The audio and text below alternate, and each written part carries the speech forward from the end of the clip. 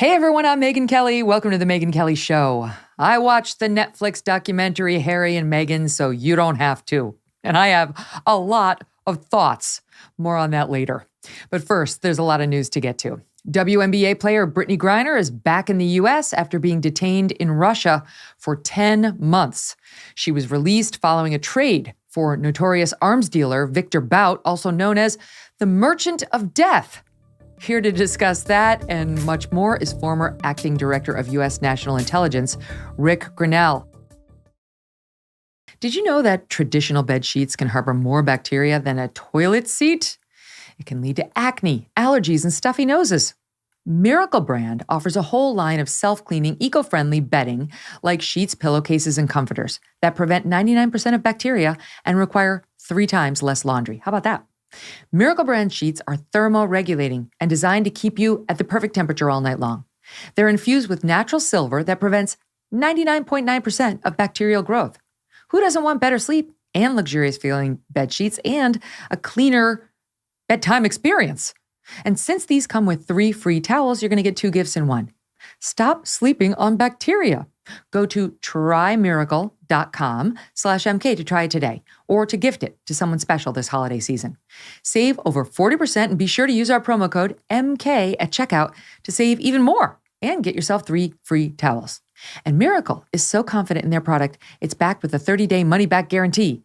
Upgrade your sleep with Miracle Brand. Go to trymiracle.com/MK and use the code MK to claim your free 3-piece towel set and save over 40% off. Again, that's trymiracle.com/MK to treat yourself, a friend, or a loved one this holiday season.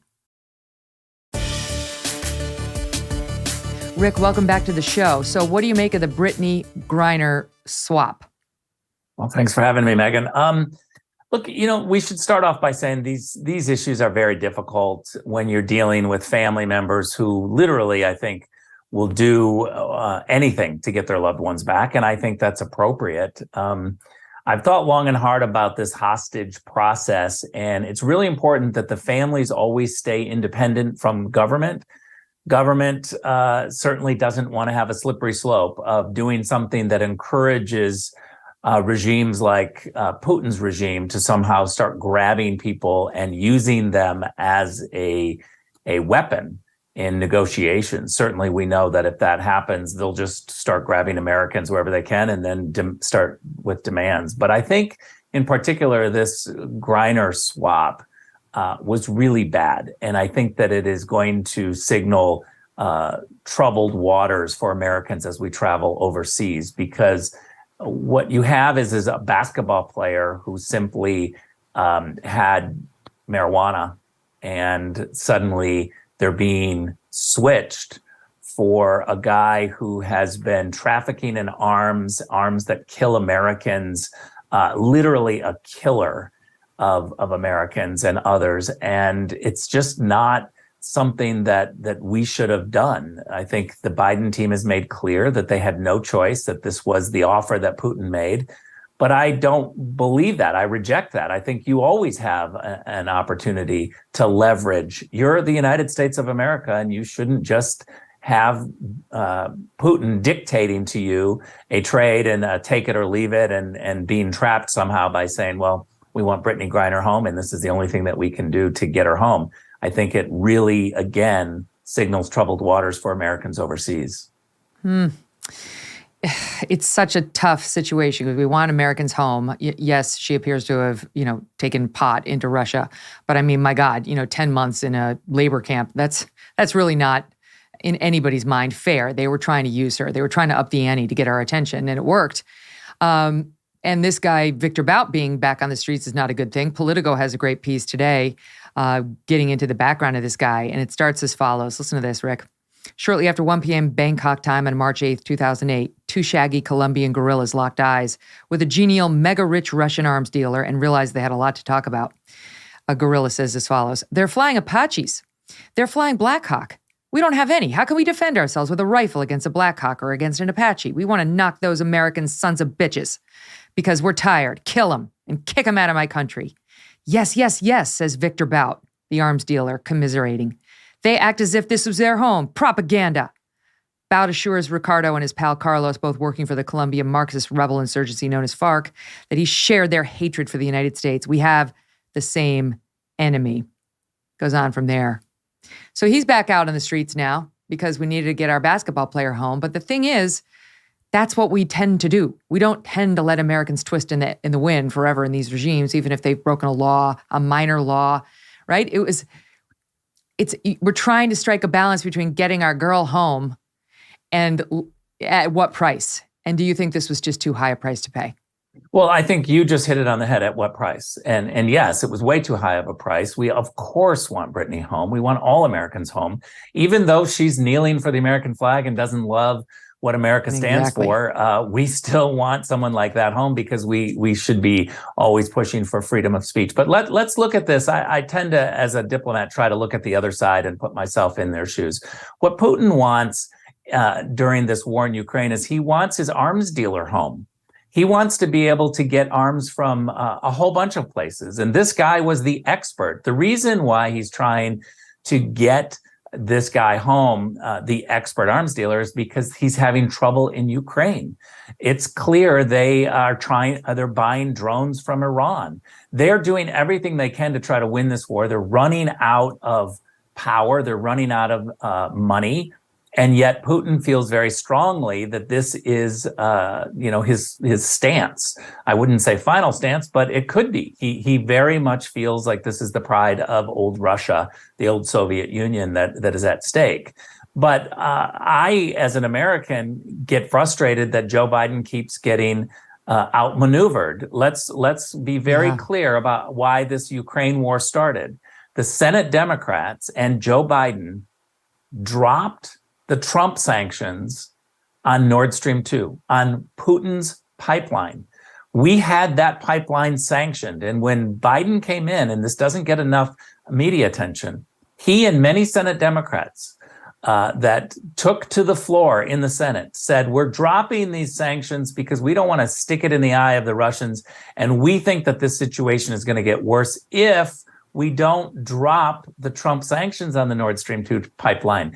That was a strategic blunder. It did the exact opposite. It showed Putin that we were weak. It gave him a green light. And within months, we had the war in Ukraine. I don't buy these Democrats who are all big tears about the war in Ukraine right now.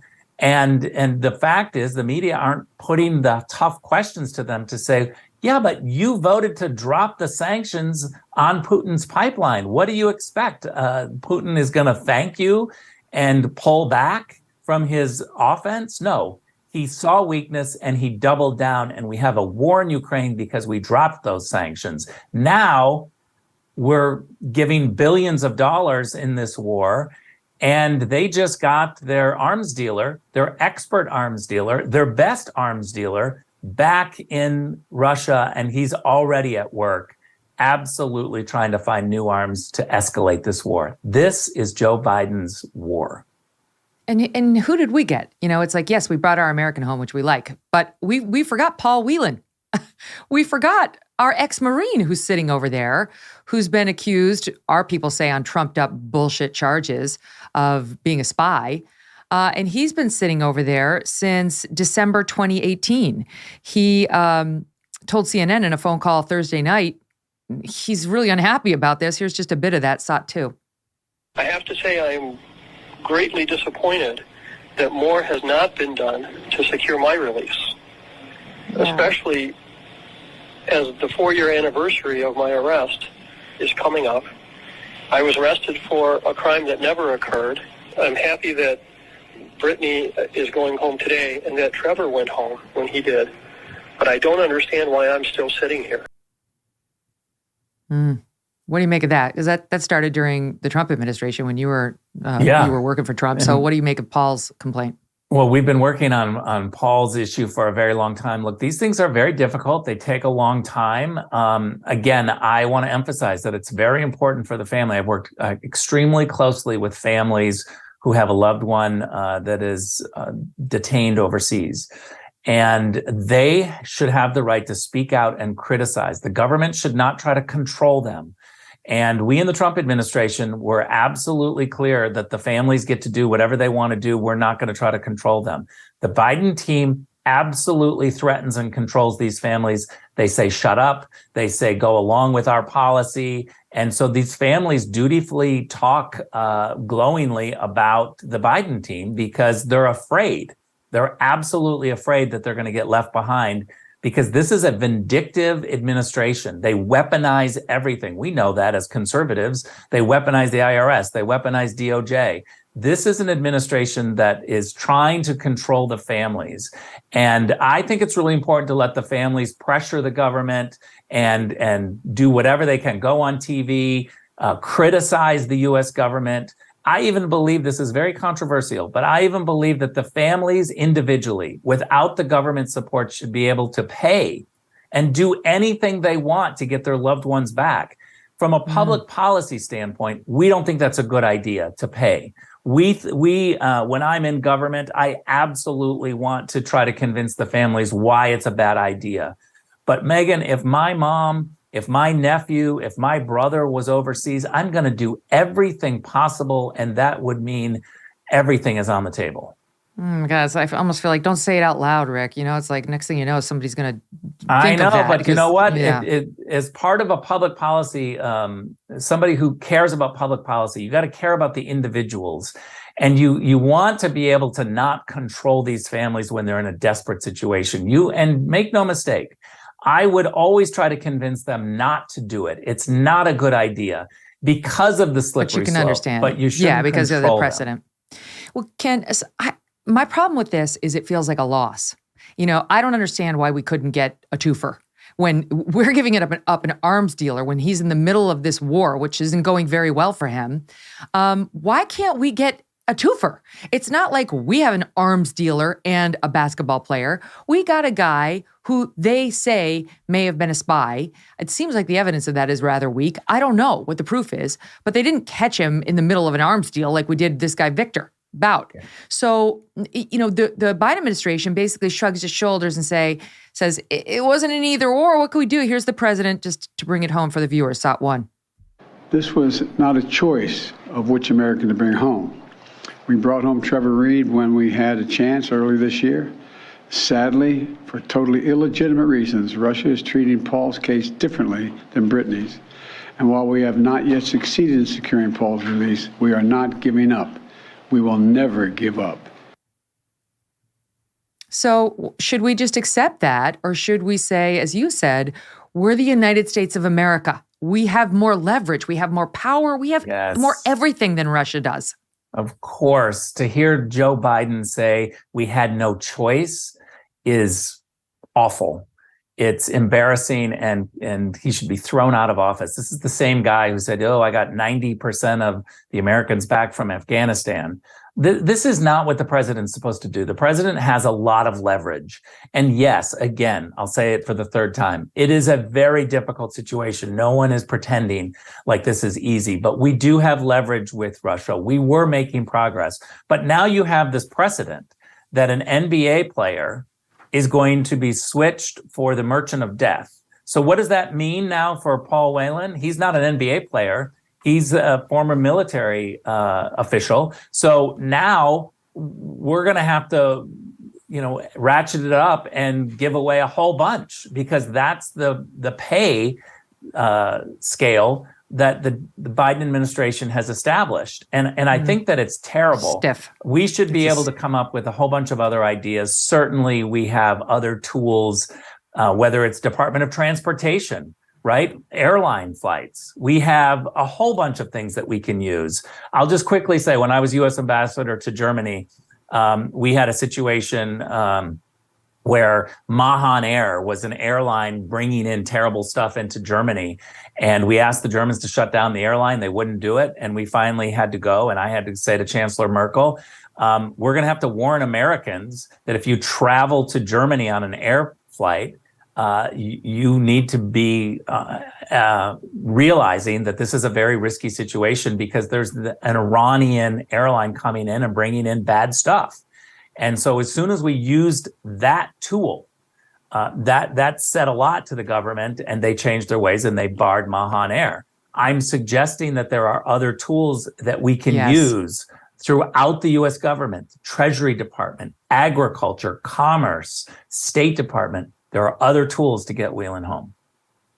All right, let's shift gears in the time we have, which is the Twitter files. They continue to come out via Matt Taibbi, Barry Weiss, Michael Schellenberger now as well, working to expose what Elon Musk has found since he lifted up the roof and took a hard look at what was going on in the Twitter engine. And it's ugly. It's a disaster in there.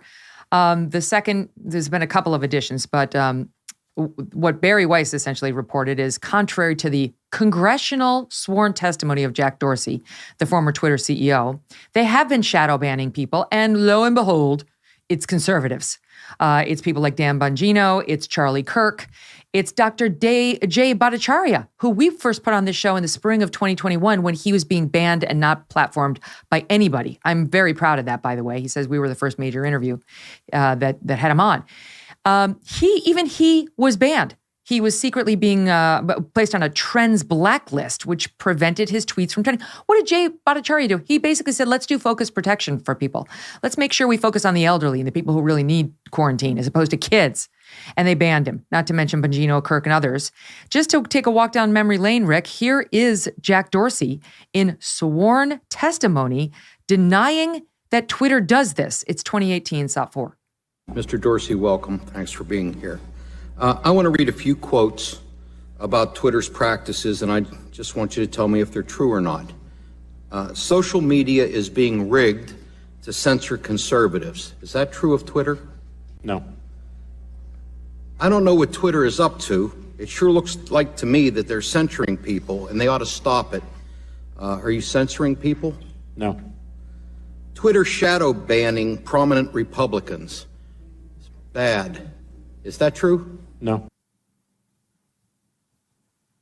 He better hope that what they just revealed in these files started after that testimony, because that could be problematic for him. And it's just problematic on such a bigger level, Rick, in terms of what this massive social media company, and I guarantee you it's not just Twitter, has been doing to half of the country, to spokespeople or prominent voices for half of the country.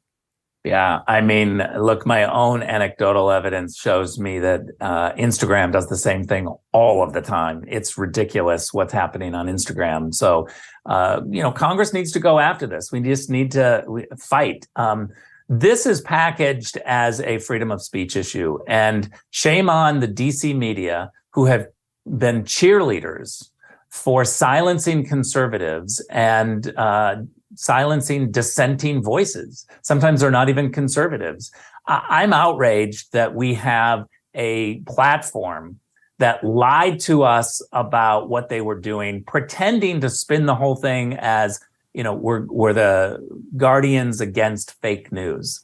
And they turned out to be people who were censoring the truth and promoting fake news. This is a scandal of epic proportion, and there's only one way that it continued, and that's because the media did not push back and check against this. They sat in the back and they were cheerleaders for this process. And there's a lot of reporters who cover Twitter, who cover the media, who should be apologizing today and scrambling. And there's editors across the spectrum in Washington, D.C. that should be making wholesale changes, but they're not. And until we get a media that's going to push back against these scandals, including the weaponization of power by powerful people in government in Washington, D.C., it's going to get worse. We need the media. We need the check and balance. They're the ones who are supposed to stand up to the powerful, and they're not doing it. The media didn't think it was a problem that the Post was suppressed on its Hunter Biden reporting. They supported it. The media certainly supported the kicking of President Trump off of Twitter. They loved it. That's another piece of the reporting per Schellenberger. And now that this all comes out, the media says, Jan, there's nothing to see here. Oh, and by the way, Elon Musk is in a bunch of trouble. He's not actually cracking down on child pornography. Meanwhile, the facts are exactly the opposite. They continue to come up. In fact, according to Elon, they've actually gotten more aggressive against child porn than the entire history of Jack Dorsey's tenure as CEO, never mind the guy who came after him. So the media decides to say there's no story here because we chose not to cover it the first time. And now that we're being exposed to, there's really no story. And by the way, Elon Musk is terrible, and here's a bunch of made up stories about him. You can take it to the bank. You've seen it done a million times. Yeah, and I think it's really important to name names and to call people out specifically rather than just the media. So let me name two. One, Dana Bash at CNN, her husband was one of the people that signed were 51 former intelligence officials who signed the letter saying that Hunter Biden's laptop was Russian disinformation. It wasn't. What we know is there wasn't a single piece of raw intelligence that suggested that. This was a politicization of the issue 3 weeks before the campaign. They did this for politics. And Dana Bash has a responsibility to ask the person that she's sleeping with whether or not he had accurate information or if he signed a letter that manipulated the election, that interfered with the presidential election. She's on TV every single day. Why isn't she asking her husband about this profound public policy issue that we're all talking about? The other person is Maggie Haberman at the New York Times, who covers everything that Donald Trump does, except she's not covering the Elon Musk revelations about Donald Trump. Why? Because she's playing one side. And that's what we have to guard against. That's what we have to out. And that's what we have to fix. Wow. Miranda Devine, who's done great reporting on all of this, she's the one at the Post who had the original story on Hunter Biden. And she has a piece out for dated yesterday. The media's silence on the Twitter files is shameful. She points out, citing Media Research Center, NBC, CBS, ABC devoted a total of 0 minutes Outrageous. to the Twitter files. NBC's disinformation reporter, Ben Collins's contribution to the tweet was a yawn emoji. A yawn. Of course, he's completely bored. Washington Post, democracy dies in darkness. Not so interested in shedding any light on this. New York Times, same. They've moved on. They're trying to wormhole the story so that it goes away. And they don't look bad. And without people like us, that's what's going to happen. So thanks for coming on and talking about it with us. And we'll stay on it. And also, what's going to happen in this Russia situation? What about Paul Whelan? We don't talk about the people we've left behind enough. Great to see you, Rick. All the best. Okay. By the way, I should mention Matt Taibbi and Barry Weiss will be here on this program on Wednesday. That's exciting.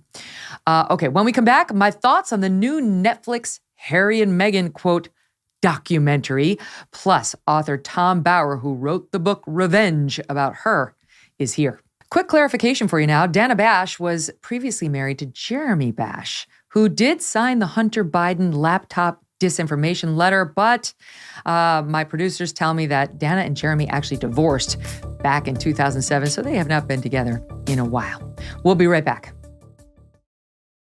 Imagine buying an Italian sports car or your dream house for less than $1 a day, okay? Now picture this, because you actually can own an X chair, that's the office chair I personally use, and arguably the finest office chair in the world, for only $20 a month, which is less than $1 a day. For less than $1 a day, you can own something that's going to make the hours spent at your desk 1,000 times more comfortable and productive. Not only do I love my X chair, but Abby's got one too, and she absolutely adores hers. From the moment I first sat down in my X chair, I immediately felt the difference. Trust me, once you sit down in an X chair, you will understand there is an X chair for you. And there's one for every style, and there's one for every budget. They even offer built-in massage and heating and cooling, and all for less than $1 a day. Check out the options and their amazing financing plans at xchairmk.com. That's the letter X, chair, the letters mk.com. No other chair can compare to the X chair. Go to xchairmk.com now. Well, I've seen it. Harry and Meghan's tell-all, or at least tell what you think makes you look good. And those are 3 hours I will never get back. What a boring, uninspiring, interminable waste of time. Believe it or not, this couple is still complaining.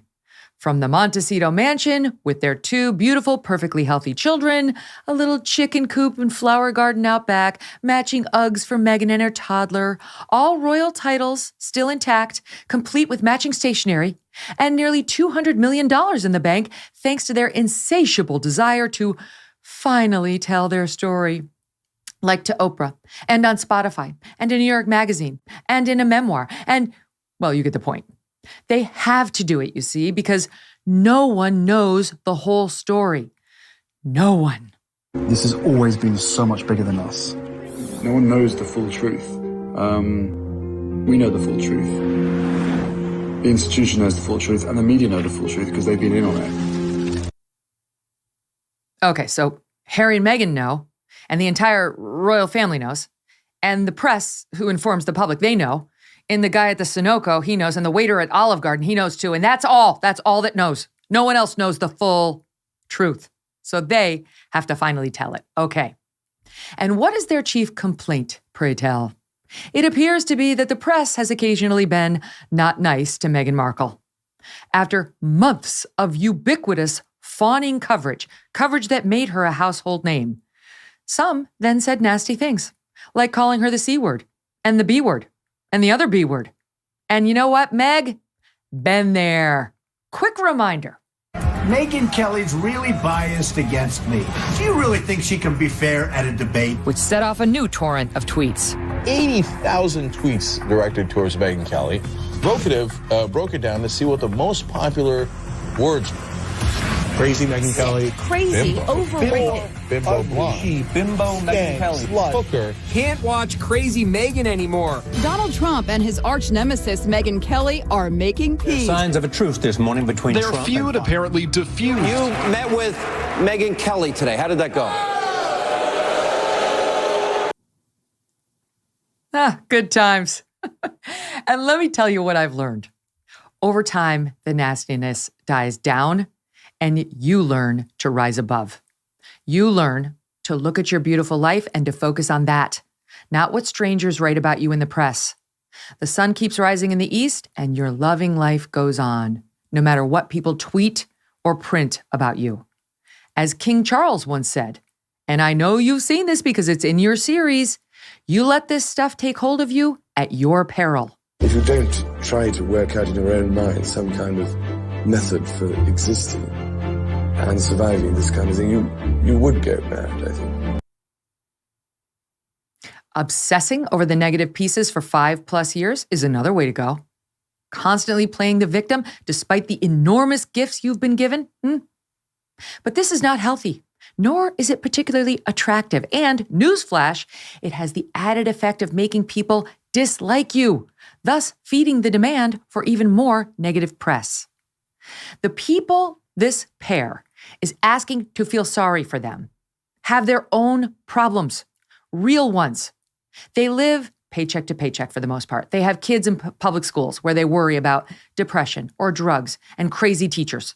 They work all day. They're tired.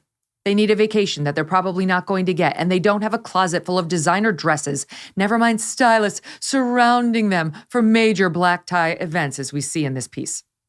They live in small houses or maybe an apartment. They keep a watchful eye on the rising gas and electric bills, the cost of groceries, as they try to save for college and still give their kids a nice Christmas. Too often they're dealing with health issues or dependency or unexpected layoffs, and they certainly don't give a damn about the mean tweets being sent out about the Duke and Duchess of Sussex.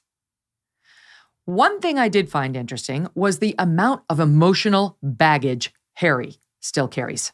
It's big. Good gracious, is this man insecure? Partly because he's a ginger, yes, wait for it, and partly because he clearly has not worked out the trauma of his mother's premature death.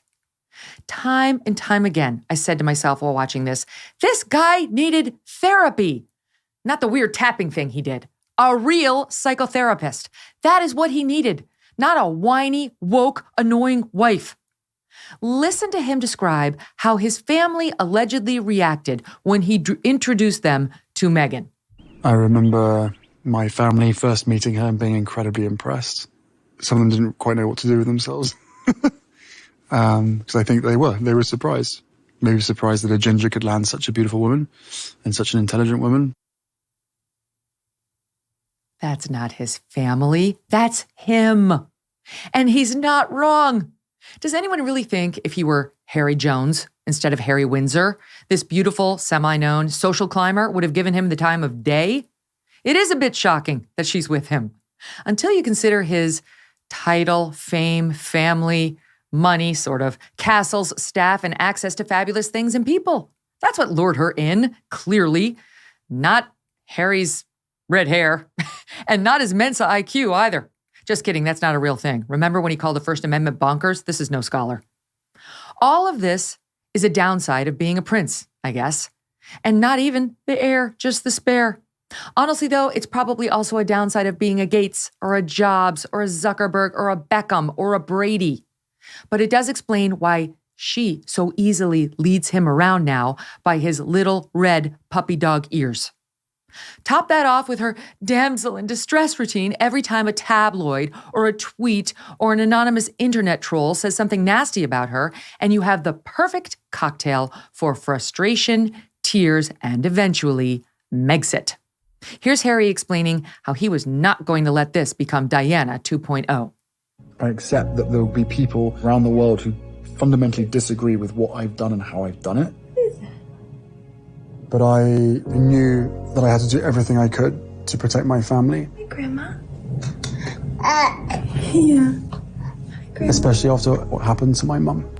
Yeah. That's your Grandma Diana. Yeah. You know, I didn't want history to repeat itself. That's a sweet moment between the baby and the picture of his grandmother, who he will never know. But first of all, the press hasn't done anything to Meghan remotely approaching what happened with Diana, which I'll get to in 1 second. But did he really promise her, Harry? Did he really promise Meghan he would protect her from the press? In Botswana, out in the bush, when an elephant came by their tent, they tell us he promised to keep her safe. And now the occasionally mean reporters, they're the paper elephant. It was so overwhelming. A British prince and his American sweetheart. I said, okay, well then I'll just treat it like we're in the bush. We're like, it's all foreign to me, but I trust that you'll keep me safe and you'll get me through it. Aw, so sweet. And such an empty, asinine, absurd promise, which they both knew could never be kept. Because you know what? I'm part of the press, and we don't answer to Prince Harry. He does not control us, scare us, or really even get to shape our coverage at all. He certainly doesn't have any power over what American journalists or citizens write or say, which Markle knows very well as an American actress. But even in Great Britain, where the palace may be able to influence some coverage, they do not control the media. Otherwise, Prince Andrew would still be a working royal, and we wouldn't know how much he liked to hang out with pervert Jeffrey Epstein. The series also makes clear the roots of Harry's newfound annoying wokeness. Yes, it's his wife's influence for sure, but he is also tormented, apparently, by that time he wore the Nazi uniform for Halloween when he was 20, complete with a swastika on his arm. Says it was one of the worst mistakes of his life, but wants us to know now that he met afterward with a rabbi and a Holocaust survivor. Because, he didn't know that Nazis were bad before that? Bad job, Eton. Hello? Since then, you see, however, he has done the work, tackling his unconscious bias, which he wants the rest of his family and Britain to do too. Because you're either part of the problem or part of the solution, okay, babe? And newsflash, Brexit supporters, you are part of the problem. If you go back and look at the social media of that moment, immigration is at the absolute center of those debates. And immigration is very often in this country a cipher for race. Everybody should feel concerned about illegal immigration. We don't know who these people are. Send them back off.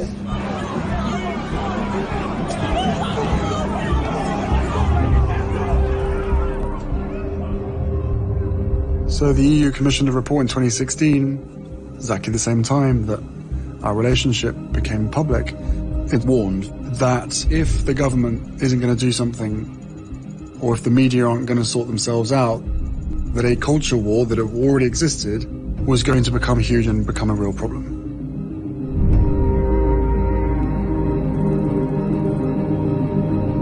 It was a perfect storm that gave credence to jingoism and nationalism and gave people with really horrible views of the world a little bit more strength and confidence to say what they wanted to say, to do whatever they wanted to do.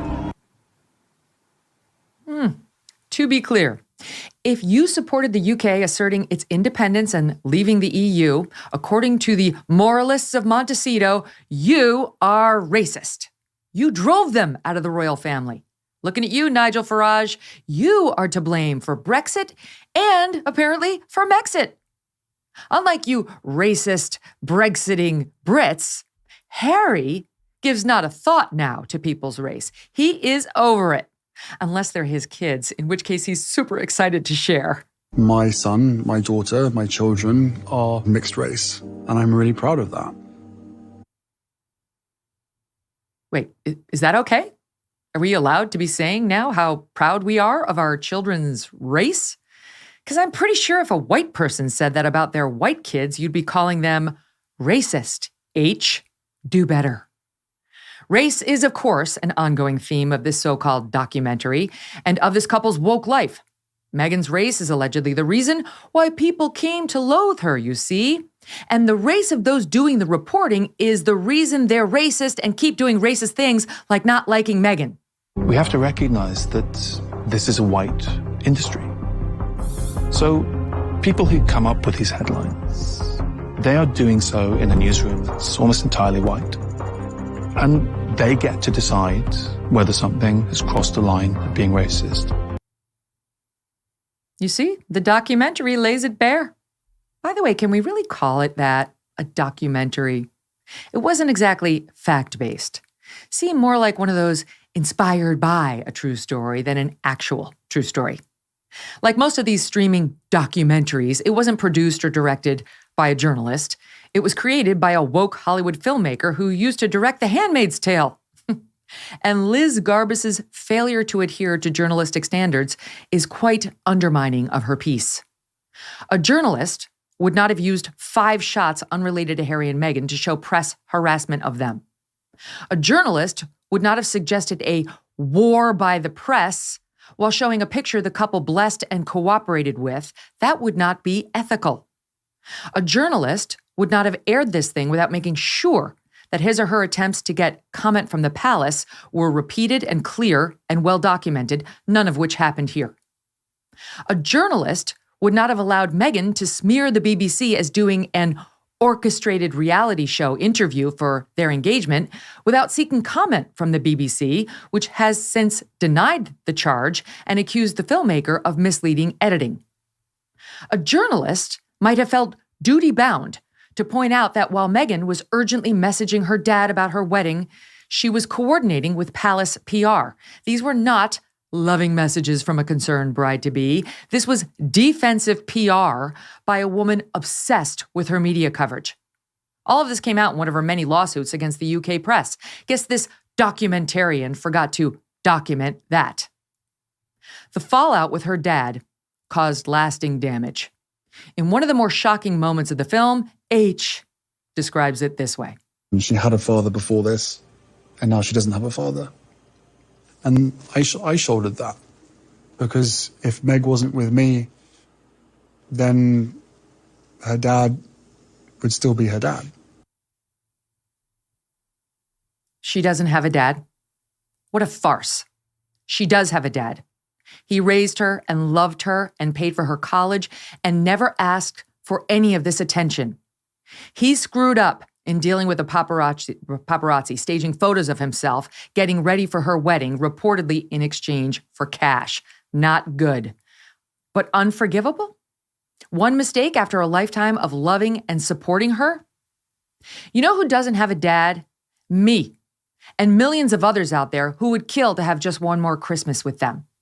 Just one more chance to hug them or spend time with them and put any BS misunderstandings behind us. Her dad has had 2 heart attacks and a stroke. He lives just a few hours away from her, but now he's dead to them because he didn't deal well with the paparazzi. He's ghosted. I guess Harry's her daddy now. And Harry, whose dad is also alive and well, oh, and also the King of England, who could probably use some nice press about him right now. He's just started his reign. And Harry's message to him, my mother was all heart and I am my mother's son. And also, I'm the only one in this family who married for love. I think for so many people in the family, especially obviously the men, there can be a temptation or an urge to marry someone who would fit the mold as opposed to somebody who you perhaps are destined to be with. The difference between making decisions with your head or your heart. And my mum certainly made most of her decisions, if not all of them, from her heart. And I am my mother's son. I guess the sweet music is meant to soften it. Okay. So your dad raised you without your mom from age 12. But hey, he wouldn't keep the cash flowing when you quit working for the royal family, so I guess he can pound sand too. Meghan also makes clear, just in case you were wondering, Kate and Will's super formal, not just in public, but in private too. Stiff as a board, actually. Unlike the very warm and delightful hugger, Meghan, he's so fun to share stories. As for the matter of Diana's death and the cloud that looms as a result, Harry appears to me to be looking for a kind of do-over. If he can manage the press for Meghan and get a better result, maybe he'll feel better about what happened to his mom. Psychologists are well aware of this phenomenon. But Meghan is not Diana. And she is not getting hounded by the press in any way close to the way Diana was. Other than a few paparazzi hanging around outside of Meghan's house in Canada when their relationship first was made public, the only paparazzi shown bothering her is one guy on a scooter in New York City, in a scene that remains my very favorite of the entire series so far. Look at these drama queens. Do we have that pap on the scooter again? Yes, ma'am. Oh, we do? Really? Same guy? Same guy. Oh my God. Watched him go into this park and then... Is he with us? Yes, sir. He was just ahead. There's a lot of people who think they've got such a problem with paparazzi. Yeah, those, the guys in the basement of the building, too, as we were doing that walk, they were recording, too, just so you're aware. Back in my mum's day, it was physical harassment. You know, cameras in your face, following you, chasing you. She's following us. Oh. This path. I mean, worst case scenario, so safety first. Worst case scenario, we're going from one garage to another. Like, it's... Safety first. It's one guy on a Vespa. What are you worried about? He's going to deliver some flowers and a newspaper to you? But this is so on brand for these two.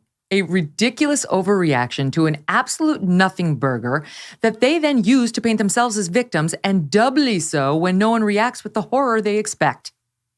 Harry is still miffed his family did not do more to protect his provincial, innocent, doe-eyed bride. You know, the one Tom Bauer says spent the months before she met Harry trying to find someone rich and famous to marry, and who, according to her friends, loved to set up paparazzi shots of herself. The direction for the palace was, don't say anything. No comment. Everyone just say no comment. But what people need to understand is, as far as a lot of the family were concerned, everything that she was being put through, they had been put through as well. So it was almost like a rite of passage. And some of the members of the family was like, right, but my wife had to go through that. So why should your girlfriend be treated any differently? Why should you get special treatment? Why should she be protected? And I said, the difference here is the race element. There it is again, her race. That's the game changer. She deserves special treatment because of her skin color. Is that how it works, by the way? The press has an obligation to go easy on Black or mixed race subjects? Tell it to Clarence Thomas, Larry Elder, Herschel Walker, Ye West, Will Smith. I could go on. In America and in the UK, the press cuts everyone. Everyone with power, privilege, or a platform, at least. People who seek the spotlight are going to get it, the good and the bad. It's not nice, but it is the world in which we live, the costs of a free press. And yes, it's worth it. There have been a few nasty racial comments about Meghan, and even some about Archie. A reporter at the BBC compared their baby to a monkey. Horrible. And he was promptly and rightly fired. Harry says more was required of the palace, but what? Fired is fired. And the vast majority of comments they mention in this piece, and there are not many, are either a one-off from a tabloid or a comment from online no-names. Why is it the palace's role to stifle stupid comments on the internet or in the media, even if they could? The UK has actually passed laws to make things safer for royals dealing with the press in the wake of Diana's death. These two have more protections from the media and paparazzi over there than they do here. But no institution can stop the churn and burn of news, of the tabloids. The best one can do is learn to ignore it. Harry suggests, so far, without evidence, that the palace was actually planting hit pieces against him and his wife. That's unfortunate, but again, unproven, and frankly, may have been fair play given this pair's behind-the-scene antics, bullying, and constant playing the victim. Remember when they went to Africa and Meghan complained in the midst of such poverty and suffering that no one was asking how she was doing? Meghan and Harry have a great life. I'm happy for them that they got away from a situation that was not working for them. If only they would now simply live that life without the constant lecturing and judging and petty complaining. The Queen, who had a keen sense of public perception, had a simple rule for her family. Never complain, never explain. It keeps the royals a bit mysterious and avoids some controversy. We are finding out from Netflix why that rule was so important. The more these two talk, the more we recoil. We desperately miss the mystery.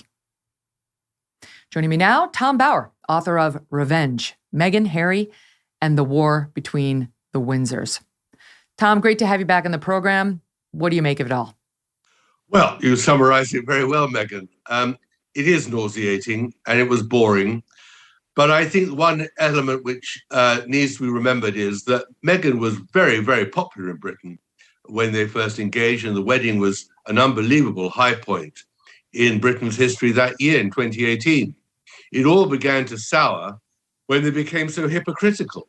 When she went to New York for a baby shower that cost $500,000 and she claimed while she flew on a private jet that she was an environmentalist, when she denied the public sight of Archie when he was born, but they gave an exclusive to CBS, when she began complaining to the palace officials in a way which was characterized as bullying.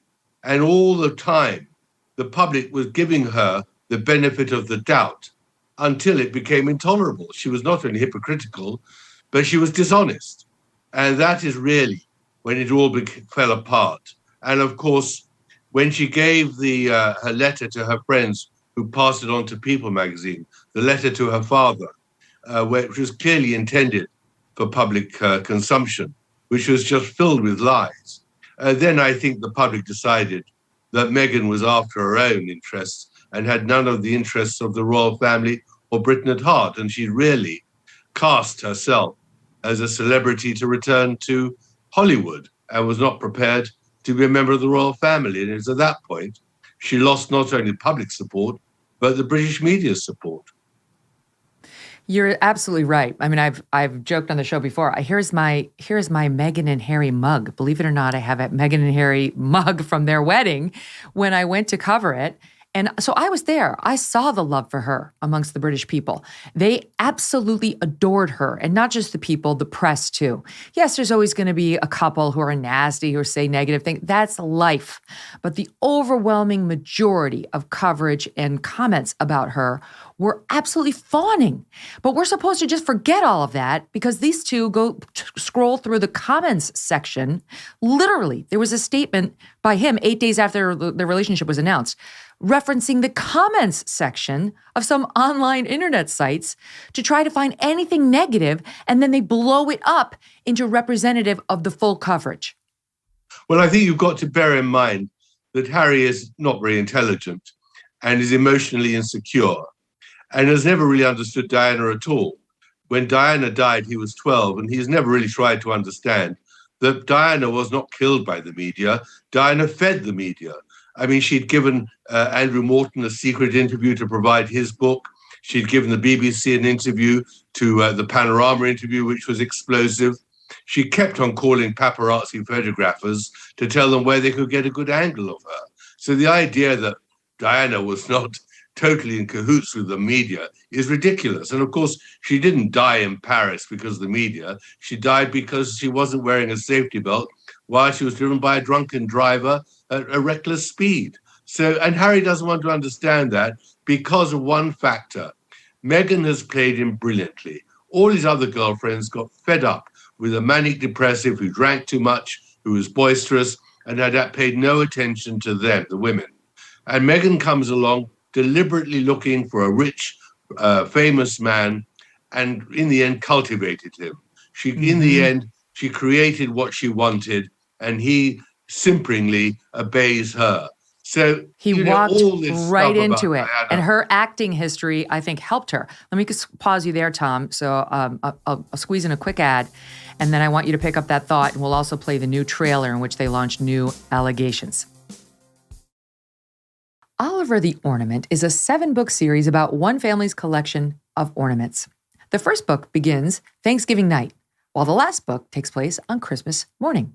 Each book introduces a new holiday ornament and weaves in the story of that ornament. It's a good idea, right?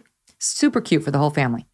The books teach kindness, and they have lots of plot twists and cliffhangers. This is a great tradition for your entire family.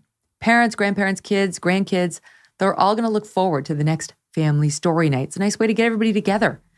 Maybe some hot cocoa mixed in, maybe a warm fire, maybe some eggnog for the grown-ups. It's great for the holiday season. Oliver the Ornament has won all kinds of awards and accolades. First Lady Melania Trump selected this book to be read at Children's National Hospital in Washington, D.C., continuing a 75-year-long tradition. Go to olivertheornament.com today. olivertheornament.com today. Hit the big Shop Now button on the page, and when you buy the Oliver the Ornament set, you're going to get a whole bunch of extra goodies, including audiobooks. Use the code Megyn at checkout. Oliver the Ornament, ORNAMENT.com. Use code Megyn at checkout. My guest today is Tom Bauer, author of the book Revenge. And if you want a scintillating read, go here. Read this. I both read it and listened to the audio, and it was absolutely riveting.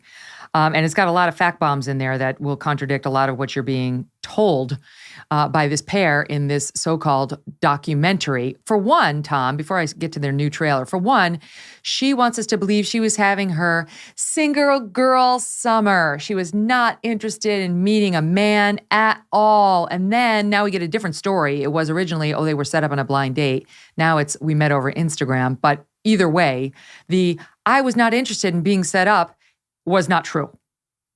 Well, of course it's not true. I mean, Meghan was on a manhunt in London since 2013. She came repeatedly looking for an Englishman because she thought they were much nicer than Americans. And there's a whole string of actresses and journalists she met who testified to her request. But of course, the Instagram story, I've seen the original photograph. It shows Meghan next to Violet from Westenholz, the person she asked at Wimbledon to set her up with Harry. So again, she's lying there. What happened was the Instagram photograph was the photograph that Violet, the intermediary, sent to Harry with a picture of Meghan. Meghan having asked Violet for an introduction. There's nothing true in Meghan's story. That was a small issue, but it's very telling. Wow. Oh, right. Because the way they tell it in the documentary is he was just scrolling through his Instagram and he follows some person who's close to the royals, I guess. And there was Meghan in her cute little dog ears and dog, I don't know, she had some sort of filter on. And he was like, wow. But you're saying she had orchestrated that too. She is a manipulator. Well, yes. And the point is, in the whole photograph, it has Violet, the intermediary, next to Meghan, also wearing a Snoopy nose. The whole thing was part of the setup, but it wasn't the beginning of the setup. I mean, that's the point. This guy, does he have any idea? Is he as clueless as he appears? Or do you think he has any sense of what he's actually married and how she's orchestrated this whole thing? I don't think it has any sense, but worse than that is that his disloyalty to his family. I mean, he is so treacherous towards his father and to his brother and to Kate, and also the memory of the Queen. I mean, you just had to look at his face as he saw Meghan in that curtsying, which she did in the first series. Totally exaggerated, totally outrageous, because that isn't, of course, how she curtsied at all. And he just sits. Tom, and can I listens interrupt to you? it. Can I interrupt you? I want to show the viewers that, people who are watching us on YouTube, and then you can resume. This is her from the series, showing the exaggerated curtsy she now claims she did when she met the Queen. Americans will understand this. We have medieval times, dinner and tournament. It was like that. Like I curtsied as though I was like...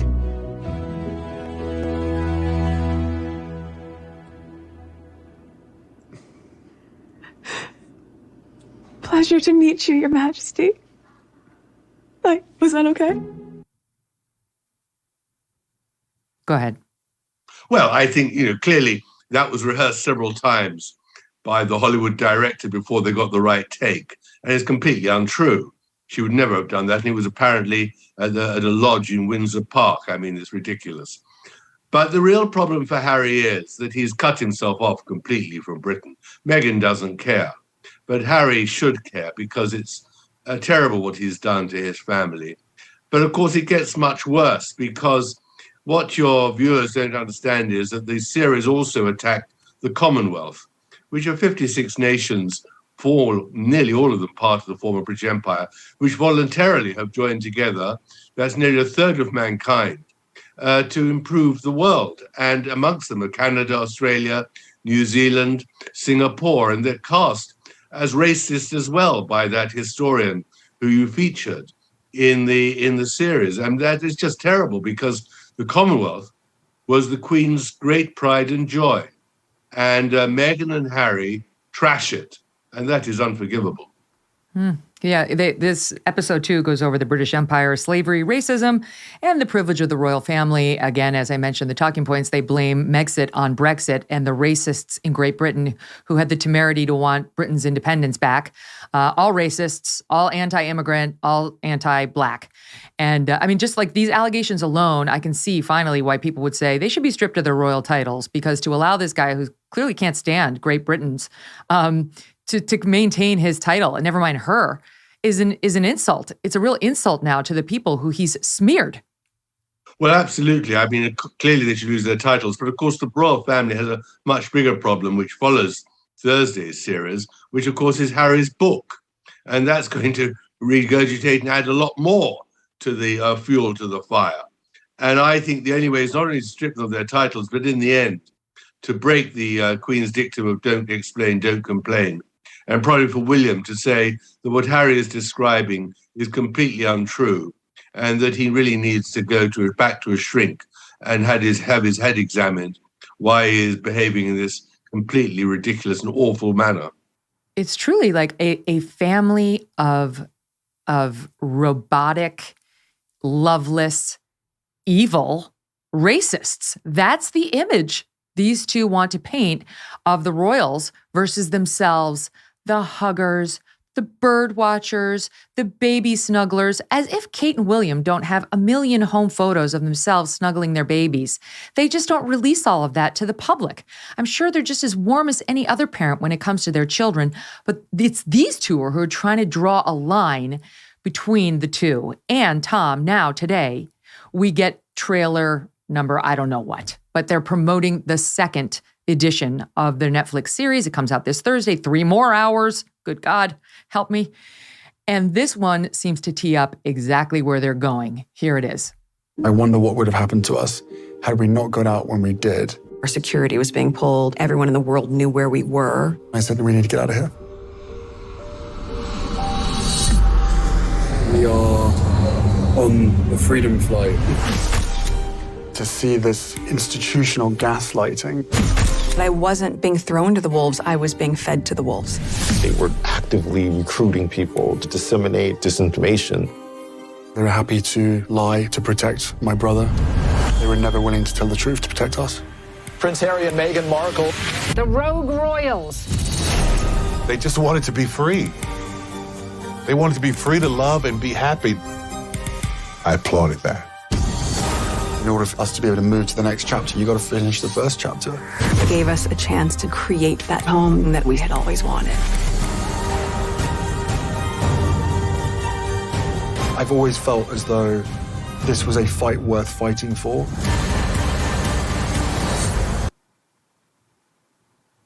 Wow. What do you make of that? Well, he's brainwashed, but Meghan's very clever. I mean, don't think for a moment that she's not convincing quite a lot of people, especially in America and in Africa and the Caribbean and elsewhere, that somehow she was thrown to the wolves. Of course, that's completely untrue, because she had all the time Scotland Yard protecting her and all the time people speaking on her behalf. So it's a complete lie that she's perpetuating. But I do think they're convincing. I think that people will believe this confection produced by Hollywood. But the point that I really think is important to put to them is, and to Hollywood and to Netflix for creating this farage of lies, is who is they? Who actually threw them to the wolves? Who actually was not prepared to tell the truth on their behalf? I mean, it's a complete fiction. It's worse than a fiction. It's actually damaging and corrosive. Because in that case you mentioned, which Meghan brought in London against the tabloids, it's quite clear that her staff in Buckingham Palace were doing everything they could to help her, were doing everything they could to lie on her behalf. That is what's so astonishing. And of course, she lied when she told the British High Court that she had not cooperated in telling her own lies, that it was all a mystery to her. And that's what's so terrible, that the more she lies, the more credibility she's getting. And that's thanks to Netflix and the Hollywood producers. And Harry, we are going to is part of it. We are going to hear who they are, as outlined in that trailer, 100%. And they've already telegraphed they is the royal family. In the first 3 series, Harry comes out and says, oh, there's the leaking of stories, meaning by the palace, that the press wouldn't be the leakers, it's the principals. The royal family leaks, and also the planting of stories. And he is absolutely getting ready to say in this next 3 episodes that the palace and its staffers, courtiers, whatever, were planting negative stories on him and her. That's what she means, I think, clearly by they threw me to the wolves or they fed me to the wolves. By the way, it's the same thing. That they were going to be the dumping ground for negative stories while William and Kate were protected, and that they were not protected. In fact, to the contrary, negative hit pieces were planted on them by their own family. So how is the palace likely to deal with that? Well, it was great difficulty because, of course, they're lying. They themselves created the bad press by behaving so irrationally and so hypocritically, like, for example, refusing to visit the Queen in Balmoral on the grounds that Archie was too young to fly, and then flying off to meet George Clooney in the Mediterranean and Elton John. I mean, they're the cause of their own bad publicity and the bad stories. They created them by their dishonest performance. But the real problem is that I don't think silence will silence them anymore by the Royal Palace. The Royal Palace is going to have to come out and give their version, because the only way the Sussexes can earn their living is by carrying on regurgitating their moans and complaints and lies. And the only way for the palace in the end to silence it is to give a version of the truth. However much I can say that the Sussexes are not telling the truth, that will not silence them. It'll have to be something very, very simple but effective. And I think William is the mouthpiece for the royal family. And he needs to talk soon. What do you make of the relationship now between these brothers? I heard you on with Dan Wootton on GB News saying Diana would be horrified at what her one son is doing to the other. Not to mention to King Charles now at the beginning of his reign. I mean, he's really trying to sabotage the whole thing from the look of it. What do you what do you make of the relationship between the boys? It's a tragedy, and of course, it's very, very damaging. It's very damaging for Britain's reputation across the world, because the one thing which everyone associates with Britain is the royal family. But you see, the point is that this is Meghan's plan all along, was that she had to be famous. And when she discovered that the royal family is led by the Queen and not by Meghan, that is when she decided she was getting out. And now she is setting herself up as the Queen of Montecito. She is setting herself up as the person who will speak on behalf of the exiled royals. And she doesn't care how much damage she's creating, because after all, remember how she's treated her father, how she treated her first husband, how she treated her best friends from school. She is a person who's totally destructive when it comes to promoting herself. So I think there's a lot more bloodshed to come in this battle. And of course, the relationship between Harry and William is one of the casualties. Even how she treated her own niece, which is documented to some extent in this film. They bring up her niece, Ashley, who is the daughter of her Meghan's estranged half-sister, Samantha Markle, who may be familiar to the viewers. They don't get along, Samantha and Meghan. Meghan says they never had a relationship. She doesn't know why this woman's all over the press commenting about her now. Samantha says they used to be close, and there's a picture of the two of them as recently as Meghan was 7 years old, and says she dumped Samantha when she started to become famous and got together with Harry. In any event, Meghan had a relationship with Samantha's daughter, who Samantha did not raise. Samantha's parents, I don't know, somebody else raised the daughter. The niece got invited to the wedding originally, or was going to get invited to the wedding. They became close. Meghan and the niece, Ashley, wound up having a relationship. And I'll tell you, Tom, my husband, I made him watch this with me because we were together. He's watching them talk about how that she reached out to the niece and they went on trips together. He said, oh, well, this, you know what? This is nice. This is a good piece. I said, yeah, this is nice. And then, of course, boom, the hammer drops. The niece got told, you're not coming. You're not coming to the wedding. And here's how they explain it, SOT 29. How do we explain that this half-sister isn't invited to the wedding, but that the half-sister's daughter is? And so, with Ashley, the guidance at the time was to not have her come to our wedding. I was in the car with H, and I called her and I had her on speakerphone and we talked her through what guidance we were being given and why this assessment was made. And that's painful. I think I said I was hurt on some level, but I understood where it was coming from.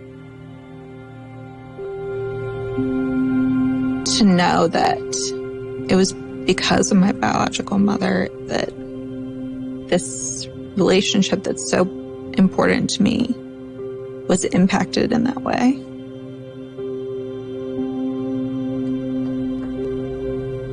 To feel like because of her it was taken away has been hard. So, Tom, this is supposed to make the royal advisors look like heartless, evil people instead of Meghan. Yeah. Well, look, first of all, I would love to see all the outtakes of that interview until she finally gave the tears they wanted. That was a rehearsed interview of absolutely no credibility at all. Secondly, the reason that she wasn't brought up by her mother was, of course, that the mother suffers from a terrible handicap. She's in a wheelchair and is near paralyzed, so she couldn't. And the marriage with her father broke up. But thirdly, of course, the palace absolutely, and I believe them, denies that Meghan was told not to invite her niece. That the palace quite rightly said Meghan chose all her guests. And the reason she didn't want her niece there is quite simple. She didn't want any members of her family there, even from Doria's side. There were lots of family from Doria's side who expected to be invited too. And the reason was quite simple. Meghan did not want them telling the other guests the truth about her background. She wanted her mother to stay silent, and the mother did. And she didn't want anyone to say what Meghan had got up to and what the father got up to and all the other things in their youth. And the mother has a lot to hide, believe me. And she didn't want the niece telling anybody what Doria's past was. So it's not true. But of course, who Meghan did invite were all the people she didn't know, like George Clooney, Oprah Winfrey, and all the other Hollywood stars who were going to help her career. Right. And now she wants us to believe, oh, it's all the palace that made me disinvite her. Most of us would have said, I'm inviting my niece. I don't care. The tabloids, they're going to write what they're going to write. If I want her there, I love her, she's coming, period. And by the way, they interestingly avoid the subject of, it's been, 4 or 5 years since the wedding, right? It was, 2018. It's been 4+ years. Are they back together? Does she still see the niece? Because they weren't together. I didn't see any nice shots of the two of them after the evil palace got its hands out of the relationship. It doesn't appear that they've resumed anything close to a relationship, even though she's back in California now. Absolutely. Okay. But what's very important in this marriage is that quite uniquely, no guest list was ever published. Normally in Britain, when the royals get married, there's a guest list published in newspapers. At Meghan's request, that list was not published. And there was a reason for that. She did not want to draw attention to the fact that none of her family, other than her mother, was coming, and the mother wasn't even allowed to bring a friend. So the idea that she was going to invite the niece was nonsense. She used that interview, very carefully controlled interview and filming by the director, to make it clear that how evil not only her sister Samantha was, who in the end told the truth about Meghan right at the very beginning, but also attacked the palace. And I think the palace officials one day will want to tell the truth about how they've been bullied and lied to by Meghan herself. As we go into this week and the upcoming drip of trailers and then the release on Thursday of part 2, what should people know? Because these two seem to be getting ready to say the palace controls the press. The negative press coverage about Meghan can be directly linked to the palace. The press does what the palace tells them. And if the palace needs stories buried, they get buried. If the palace wants stories amplified, even if they're untrue, but reflect negatively on someone they don't like, the press will be the lapdogs they get paid to be. And by paid, I mean they get the label of royal expert, royal correspondent. They say that in part 1. Harry says that. So is that true? Well, it's completely untrue, because I can tell you, for writing my book, which has masses of disclosures about the horrors of Meghan and Harry, a lot of new material, I got not only no help from the palace, but not even a reply to my email asking if they'd like to help me. So the idea that the palace controls it is complete nonsense. In fact, the palace has done its best to suppress the truth, because all the allegations by the staff of Meghan bullying them has been investigated by the palace, but the report is buried. They won't publish the truth about Meghan. And that is my complaint, that there's like lambs to the slaughter. They're letting Meghan and Harry have a free run. So the idea that the palace somehow controls the press, Meghan should provide the proof. It is all the time they say they. They're very stupid, Meghan and Harry. They've been given a free run by Netflix. Netflix have behaved, to my dismay, disgracefully in giving them a free run of peddling their lies. And unfortunately, as they well know, the palace has got a habit of not reacting. But the media too. They haven't provided the name of a single journalist who has written a nasty story, an unfair story, an untrue story about them. Everything is smear. Everything is anonymous. And it is really appalling that Netflix have put this stuff out. Well, you see, when you watch the series, one of the first things that pops up on the screen is produced by Archwell Productions. So she and he are producing it. They have a producer label and therefore editorial control. And so is it any surprise that there's no pushback on any of this? This is not a documentary. What's very interesting to me, Megyn, is this, that they have provided 15 hours of their own home videos, which are just filled with loving pictures of themselves. But they didn't allow Netflix into their home to really get the honest, candid, what I imagine would be a proper fly-on-the-wall documentary. They kept Netflix out. They have controlled Netflix. And that's quite astonishing, because I was convinced that they would be there filming warts and all. But Meghan has her great strength, her genius in a way, is to control the narrative. She makes Goebbels, the great Nazi propagandist, look like a child. She has managed. Okay, that's a bridge too far. She has managed to humble Netflix into doing her bidding. I don't think I've seen anyone else in America or around the world who has been such a weak combat partner as Netflix has to Meghan. She has succeeded in a way which is quite remarkable. That's what upsets her, is when she cannot control the narrative. That's what this entire thing is about. It's the entire thing. What are they mad at? What horrible thing happened? They got bad press. And sometimes it was really nasty. Hello, we've all been there. Grow up. They think they're alone in this life as a public figure. I'm here to tell you they're not. I showed that clip of what happened with me and Trump just to give you a flavor. But good God, if you went past that point in time to when I was at NBC and so on, yes, I understand what it's like to have somebody try to destroy you. It's unpleasant.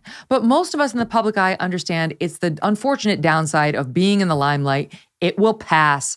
Head down, shoulders back, move forward. Never have I seen such a whiner who thinks she can control an entire group of, people and professionals in the UK and Canada and the United States because she doesn't like what they're saying. And I don't know what happens with the British press corps and the royals. I believe you, what you say, but I can tell you one thing for sure. No one's ever tried to control me. I don't know anybody at the palace. I don't have any of those connections. And I'm going to say whatever the hell I want to about her because over here we do have the First Amendment. It's not bonkers. My opinion is protected. And I, unlike these two, remain factual, as does Tom Bauer. Tom, I'll give you the last word. Well, I think she wanted the spotlight. She told her father when she was 7 years old and they came out of a cinema that she wanted to walk on the red carpet for the rest of her life. And she got the spotlight. She got the spotlight and she wants to control the spotlight on her terms.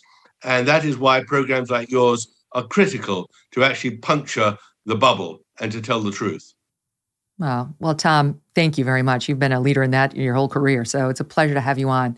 Thanks for joining us today. And coming up, 2 first-time guests are going to join me. These are Brits too, the young ladies, and they've got some thoughts on Harry and Meg's, or as they call each other, H and M. That's even more annoying than my husband. She got even more annoying. H.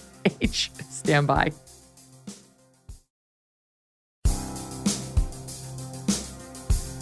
Our next guests are British commentators Sophie Corcoran and Leilani Dowding. Ladies, welcome to the program. Great to have you here. So let me pick it up where I touched on with Tom Bauer, which is her saying and him saying the reason they needed to do this Netflix documentary, again in quotes, is people just, they have to tell their story. Nobody knows their story. And as Megyn put it, like people need to finally understand who they are. They need this glimpse. SOT 23. When you feel like people haven't gotten any sense of who you are for so long, it's really nice to just be able to have the opportunity to let people have a bit more of a glimpse into what's happened and also who we are. No one's gotten a glimpse. This is our first. Okay, Leilani, call me crazy, but I've had more glimpses than I want. Exactly. I mean, she did a reality show in a documentary in the UK. She did the Oprah interview. What more do we have to see of her? And we know already from how she speaks about William and Kate, we know that she's not a genuine person anyway. She was projecting. She said, I just can't believe how they are when I met them and how they are the same behind closed doors. Well, that's how a lot of people are, it's what you see is what you get, and that's it. So that was, to me, a kind of a sign of what she was projecting, that she's a very different person, and she just had this thing that she had to keep showing us, and if we don't get it the first time, she'll show it again, and if we don't get it the second time, she'll try and show it again and force it down our throats, but we still don't believe it, Megyn, because, I just don't think it's her. And right, you will believe it. We see lie after lie, and things are made up. And they're there with 3 different cameras in their car, looking around the paparazzi that we as viewers and no one's there. No one's there. This is my favorite scene of the whole thing. I have definitely been chased by more paparazzi than these two have. I mean, this is absurd. Oh, there's one guy at a scooter. I fear the Vespa. It's embarrassing. Where was he? We never saw him. And this is the funny thing, they're talking about this paparazzi and they're always getting followed, and then it follows with montages of Diana and flowers being laid.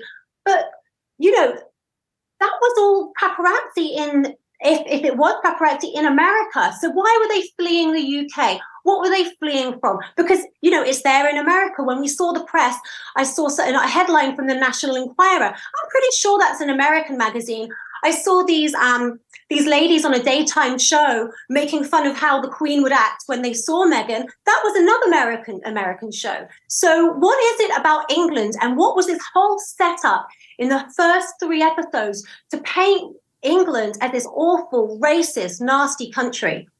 It's really true.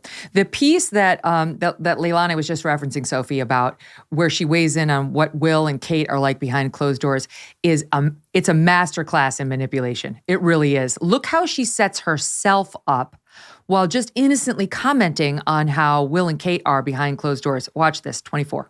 Even when Will and Kate came over and I had met her for the first time, they came over for dinner. I remember I was in ripped jeans and I was barefoot.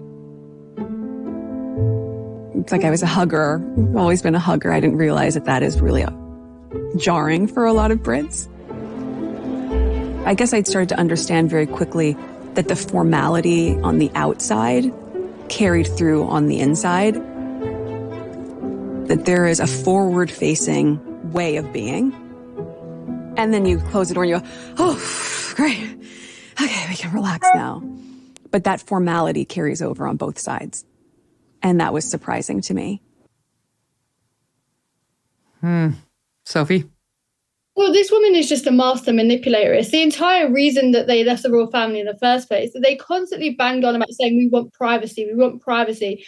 Well, I don't think a 6-part Netflix series is privacy, nor is an Oprah interview. What she really wanted was control, because she is a manipulator. She wanted to be able to manipulate people, and she couldn't manipulate the press in the UK. That's why she was angry. She couldn't force people to write the stories that she wanted them to write. So therefore, she left to get privacy so that she could write the stories in her own perspective.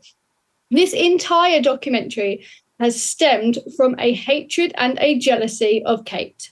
That is the reason this entire thing exists, and the entire problems with the royal family and Harry and Meghan exist. She cannot stand Kate because Kate is beautiful, she is elegant, and she is going to be queen, and she is the centre of attention, and Meghan will never be the centre of attention. And they speak about, in this documentary, about the formality. Well, no surprise, it's the royal family, and there's a hierarchy in this family. Well, again, no surprise, it's the royal family. And she perpetuates this narrative for the entire documentary of, I didn't know what I was getting myself into. Well, whose fault is that?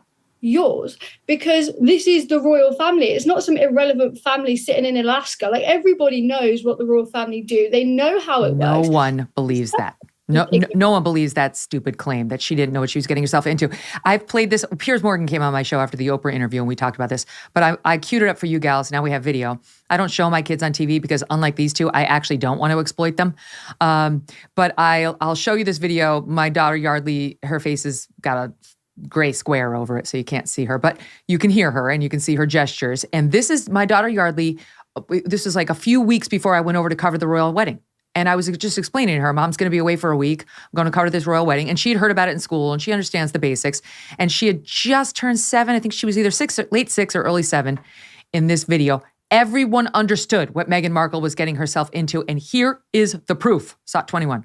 Why would someone want to live in a royal family? They boss you around. It's like you go to a whole different country and they have to boss you around.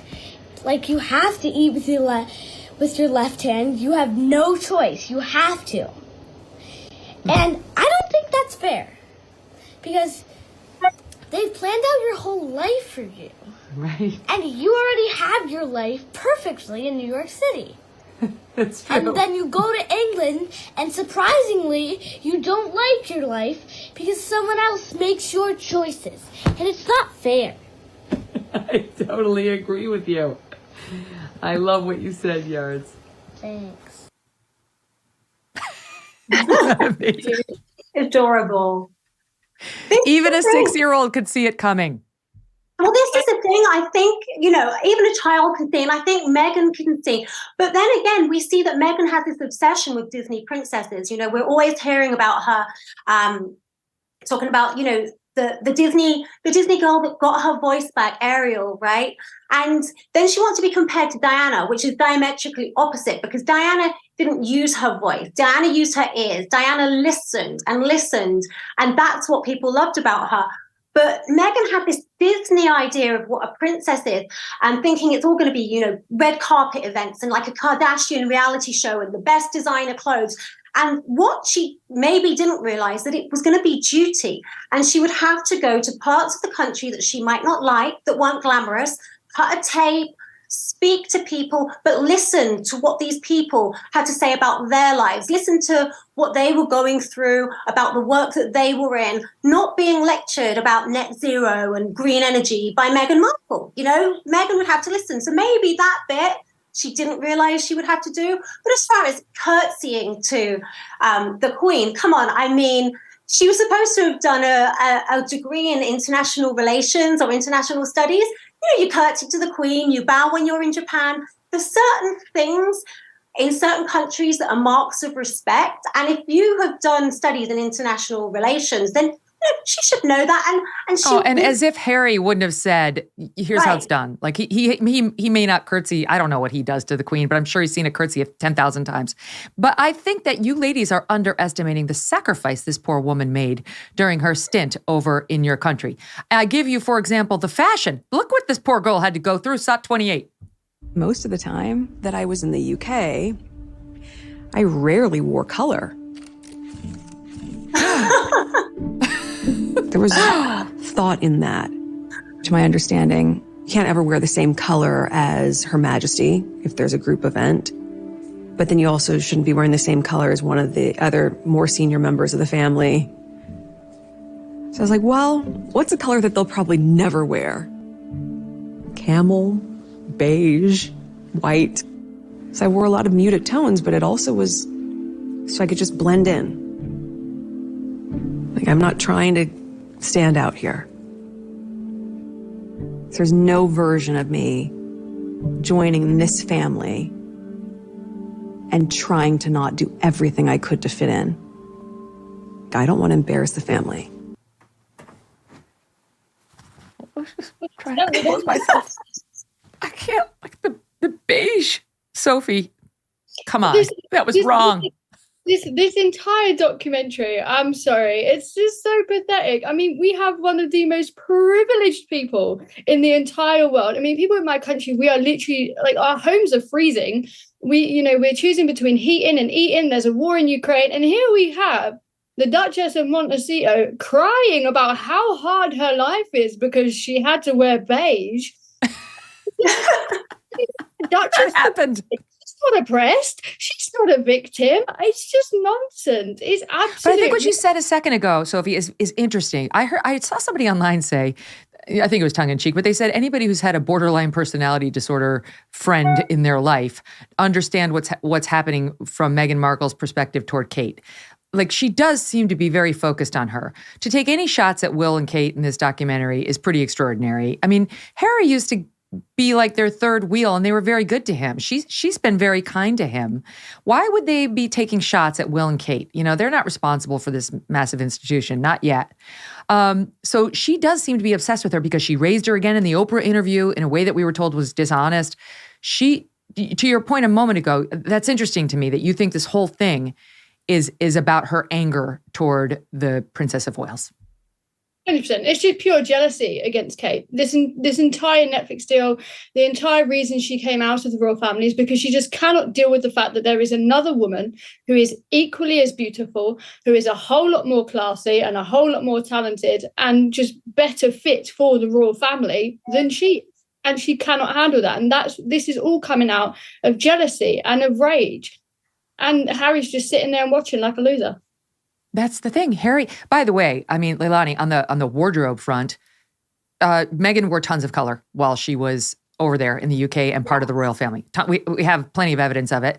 And she, by the way, because I have crack producers, she wore tons of camel and black and white prior to joining the royal family and after. So I don't know what, this is just so classic her. You know, look at the sacrifices I tried so hard to fit in, but those mean, stiff royals were feeding me to the slaughter. But, muted colours are also in fashion at the times. A camel coat, you're out in the countryside, you would wear something muted. I mean, it's all poor me. And this is the whole thing. It has been years and years of poor me, all about her. And then what she wants to do is blame it on racism and blame, the palace, royalty, then the media, and then actually the British people, which you see happening in episode 2, when she starts to try and say Britain's racist because of rows over illegal immigrants, not legal immigrants, illegal immigrants. And it paints this picture for England, and Britain being racist. But when we go back to it, the reason people don't like her is because she has been all about me. And she thinks that she can relate to people. Maybe she thinks, it makes me more relatable if I have problems that I can complain about, because right now there is this whole thing of competitive victimhood that's going on. Points for racism, points for being picked on, points for being bullied. So it's all, to me, I think so much of it's made up, but she can play on these victim points compete with other, not real victims of like abuse or anything, but she plays the victim. And so for me, the turning point was when she was in South Africa and she was doing a tour. She was at a home with very vulnerable girls, and it was an ITV journalist that said to her, Megyn, how are you doing? She's like, no one ever asks if I'm okay. And it's like, whoa, for me, that was like, hold on a minute. You have not only money, but you also have a healthy child. I think it was one at the time, and a husband that loves you dearly, right? And a mother that loves you. And you're playing this poor me, I'm a victim with real, vulnerable people around you that you're supposed to be on tour with. And I think that was a turning point for a lot of people when it became me, oh, poor me. But then she'll blame it on racism. And it's the weirdest, craziest thing. Can I tell you, please go down this lane with me. So I have a friend, her name is Joelle. She's hilarious. And forgive me because there's some foul language in here. But I think she speaks for a lot of women who maybe aren't in front of the camera and watching this thing. She writes, if Harry married me, I'd be effing on it. I'd be everywhere, building goddamn schools, raising money for hospitals. I would take it effing seriously and serve the effing people. What the F?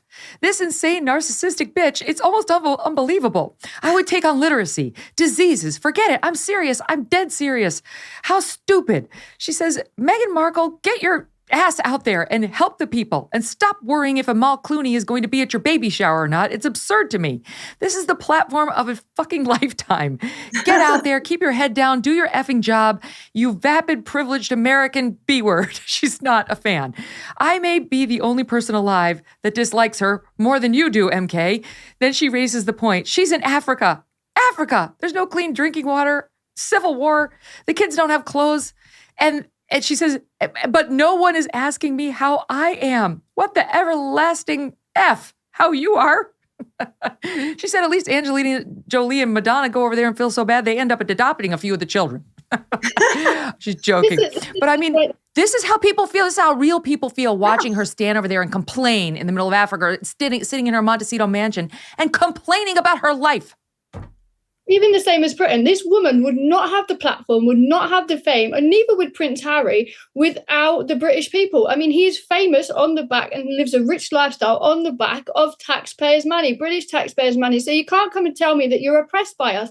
And this idea that, let me get one thing straight. The British people don't dislike Meghan Markle because we're racist. We dislike her because she's not a good person. And that is the bottom line of it. Because if we were racist, when you go back to the wedding of Harry and Meghan, over 29 million people watched that wedding, and the streets, and I know because I was a young girl at the time, I was in school, and we got a day off school, were literally filled to the brim with people who were supporting Meghan and Harry, and that would not have happened if we were racist. The only reason why the British people changed their mind, we loved Meghan and Harry at the beginning, we changed our mind because she showed us who she truly was, and she's not a good person. And that is the bottom line. They're not oppressed, they're not victims of racism, they have got an incredible life as a result of the British people, and they're not oppressed by us. The reason That's right. I have my mug. I was there. I was with you, cheering them on in the streets. I loved her. I've got tons of tape talking about how excited I was about her.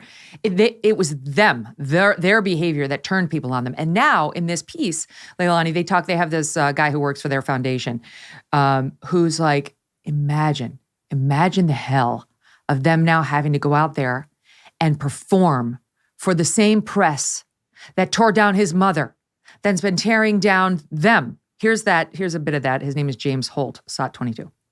Imagine all of these people that have published horrible things about you, have published horrible things about your family, have published horrible things about your mother.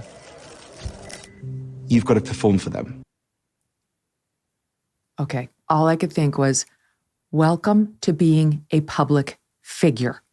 How do you think Ivanka Trump ever speaks to any newspaper reporter, right? How do you think Tom Cruise ever gives an interview, given all the stuff that's been said about Scientology and his weddings and all that? This is when you're a public figure, you get some positive press and you get a ton of negative press. And if you ever want another piece of positive press again, you have to deal with the snakes who wrote the terrible things about you. This is absolutely true. You really do. You know, I've done reality shows and I've been in the press. And, you know, I remember my first thing I got told is today's newspaper is tomorrow's chip paper. It doesn't matter. You know, don't listen to all the good publicity. Don't listen to all the bad publicity. Don't read it, throw it away. Don't sit there and ponder over it. Why she couldn't do that, I do not understand for the life of me. I mean, you cannot control the press. And I know, Dan Wootton tweeted the other day that she actually, before she met Harry, worked with the press a lot, you know, trying to increase her PR, even set up paparazzi pictures. He said in a tweet that he worked with them to do all of that. So then you can't, you know, you're doing that. If they turn on you a little bit, you have to work it and try and get back in their good books, but you cannot take it all on, and you cannot control the press. They are their own thing. They will do whatever they want, and you cannot, you know, oh, I'm going to flee to America. Well, the thing is, at least there were certain controls that the British press had with regards to the royal family when she actually got in there. So like you said, you have to take the bad, you have to take the good, you have to let it go over your head, and you don't control them. And trying to control them is making it worse and worse and worse. Because she keeps on trying to tell her story, but we heard her story. And the more you try and repeat the same thing that you're a victim, you know, we're not going to change our minds at this point. That's right. I mean, my friend Joelle, she is not a persuadable, as we call it in voting. Like, she's not a persuadable. She's seen enough. She's made her judgment, and she speaks for a lot of people out there who've just had it. You know, she's angry about it. The woman has angered her with her narcissism and her inability to focus on anybody other than herself. Meanwhile, she's running around telling us she's as beloved as Nelson Mandela. That's Meghan Markle's message. And Sophie, the thing about Harry is he's out there saying, I don't care. I don't care that Kate had to take it. By the way, there were nude photographs of Kate Middleton, not nude, but topless. She was topless, and the paparazzi got her. We've seen this happen with all of the royal family, all the stuff like the Charles and Camilla phone call that was R-rated that got released. The press does what the press is going to do, but he says it's the racial element that raised the level of responsibility by the palace to intervene on her behalf. What do you make of that? I mean, that's just categorically complete utter nonsense. And then let's bring up Camilla. Camilla got a horrid time when she came in the royal family. Utterly, utterly horrid time. Obviously, because of everything that was going on with Diana, there was a lot of anger at the palace because of that. And she has become a phenomenal royal. She's actually one of the most popular royals because she earned it. She kept her mouth shut. She worked incredibly hard. Meghan is acting, right, that she's getting criticism in the press as if she's not getting a life of complete, abject luxury, millions of pounds, all of this jewelry she ever wanted, all of this protection that she had in the royal family, courtesy of the British taxpayer. Can I please remind you again, courtesy of the British people, to get a bit of negative press. And again, Kate has got it, Camilla has got it, but they've dealt with it properly. She hasn't. And it's almost as if she's trying her very hardest to keep continuing to get negative press. I mean, nobody cares about the colour of Meghan's skin. As I said before, our problems with Meghan aren't about her skin colour. It's about her attitude, her behaviour, and the way she's treated the Queen and the royal family. She's not a victim. She's an incredibly horrid person towards, when Philip was dying, she was tearing apart this royal family. As the Queen was dying in her last few days, and as after she has died and the country has, suffered a significant loss, she is still going. She is just a horrible person. That is the bottom line. In the documentary, she says, oh, but I got death threats. She talks about, then I got a death threat, so I got security. And they talk about some anthrax scare that happened at one point. Can I tell you, that too is part of being a public figure. Been there many times. I've had to have armed guards follow me around for weeks. It's not great. I'm not recommending it to anybody. I'm just saying this is not a function of racist Britons hating her. This is a function of being a public figure in 2022. That's life. It's not ideal. They did the right thing. They got a security team. She was protected. That's what they will continue to do. How do you look back at like the working class people of Great Britain and say, it's your fault. It's your racism that did this to me? Leilani, I'll give you the last word. And that's another thing as well. Like, my mother's from the Philippines. She's an immigrant from the Philippines. And when people are against me or troll me, I don't think it's because they're racist or my mum's an immigrant. I know it's because I've done something. I'm opinionated, I'm mouthy and what have you. And also, when my mum had me, my mum and dad and my grandparents sat there and, what color will her skin be? What shape will her eyes be? Will they be Filipino like my mum or round and blue like my dad? None of this is racist. And to keep perpetuating it is just race baiting. And that's all they can do, because actually their documentary and themselves are pretty boring people, and they need the drama and they need the race baiting to try and keep people watching. And to be quite honest, it's woke bingo to me. It's unconscious bias, institutional gaslighting. They say all they need for serious overly therapized is like, all right, I got to leave it at that. I'm up against it, but it's a pleasure to see you both. Thank you both for so much for being here. Oh, well, we covered a lot. Thank you so much for being there with us. I would love to know how you think about all of this. If you watched it, what you make of the clips, if you haven't watched it. So there are a couple of ways of getting to me. You can email me, Megyn, MEGYN, at megynkelly.com. You can leave some comments on YouTube. And you can go to our podcast on Apple and leave a comment there, because A, I do read those, and B, we get credit. Like if you leave a comment there, it kind of helps the show and the algorithm. I don't know how it works, but you know how big text stinks. In any event, please do that and let me know what you think. And don't forget to tune in tomorrow, because we've got John Ramsey. Yes, John Ramsey, the father of John Benet, will join me for an exclusive interview. Download the show in the meantime. Follow us at youtube.com/Megyn Kelly. And thanks for listening.